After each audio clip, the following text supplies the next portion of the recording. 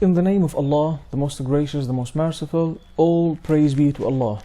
Dear brothers and sisters, may peace be upon you all. Welcome to another session in the simplified instruction of Arabic and Quran. This lesson is going to be also for those who will be teaching this book in the future, inshallah, where today we will be talking about the third vowel or the third harakah, which is Al-Dhammah. Let us begin. Al-Dhammah is about circling the lips forward during pronouncing the letter. This process leads to the existence of the sound we call Al-Dhammah, and if this sound is prolonged, it will be turned into Waw. In this lesson, we shall be having the alphabet written in accordance to the three outlets: the throat, the tongue, and the lips. As far as the two other outlets is concerned, we will be talking about Al-Jawf in the lesson of Al-Madd, inshallah, for it is an outlet that is special for the three letters of Madd. And we will be talking about Al-Khayshum, or the nasal cavity, in the lesson of As-Sukun, for it is an outlet that is special for producing the sound of Ghunna, which is related only to the two letters of Mim and Noon. Words that were used in tables as examples were numbered for the sake of helping students in their learning process. The letters A, B, C represent the existence of three harakas. Teachers must remind their students with the outlets in accordance to their age and their abilities of comprehension. Student shall fulfill the sound of Dhamma when reading the letter that comes with Al-Dhammah. When we read the letter with the harakah of Al-Dhammah, we shall read the name of the letter first, then we spell the sound of the letter with the harakah. For example, we say Hamza, Dhamma, U. We shall teach our students how to read the three letters with the three harakas using the same breath for the sake of teaching them how to connect the three letters while reading. For example, we say Hamza, Fatha, A. Hamza, Dhamma, U, A, U. Hamza, Kasra, I. A, U, I. We shall teach our students that no harakah can be written on Al-Alif, and that only the harakah of Al-Fatha can be written on the letter that comes before Al-Alif, the thing that we will be talking about in details in the lesson of Madd, inshallah. Students shall participate in the lesson by writing words on the board and reading them with the harakah of Al-Kasra, in addition to extracting heavy letters if there is any.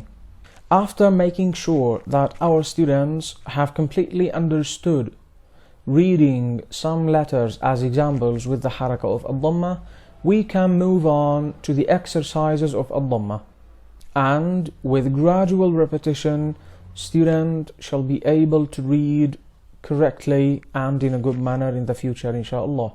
The time of spelling each harakah of the three harakas shall be one beat. In the exercises of Al-Dhammah, we shall find that the alphabet is written in accordance to the three outlets mentioned before with the harakah of Al-Dhammah. Each letter was written in a word with the harakah of Al-Dhammah as example. Words that were used in the tables as examples were numbered for the sake of helping students in their learning process. Students shall be taught that every vowel or every harakah in the word is a syllable, and that should be based on the age of the student and his or her ability of comprehension.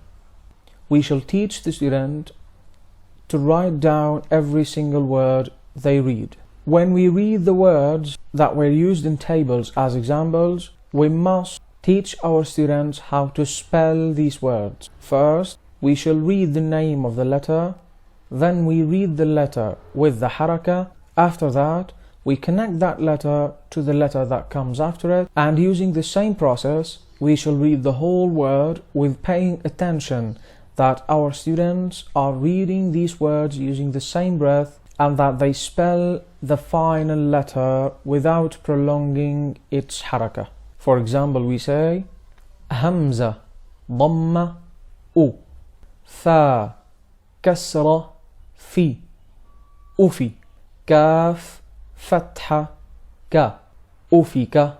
When reading words that end with Ta marbuta, we shall teach our students how to pose on a harakah, and later on they will be able to acquire the skills of posing on sukoon, inshallah. After we make sure that our students have completely understood the spelling of the letters, they can move on to spelling the letter with the harakah directly without saying the name of the letter, with which they can feel that they have made some progress in their learning process. Students shall participate in the lesson by asking their colleagues about heavy letters and by writing words on the board and reading them with the harakah of Al-Dhammah, with which we can make our lesson fun, and we can make sure that our students have memorized the way of spelling the letter of Ra, which we spell as a heavy letter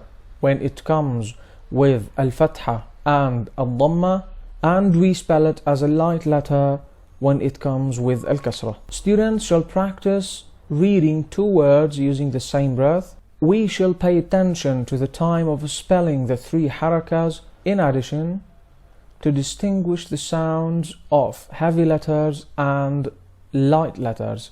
We must pay attention to the time of spelling the harakah when reading the final letter of the word. When we read sentences, we shall spell the first word, then we spell the second word. After that, we connect both of them using the same breath.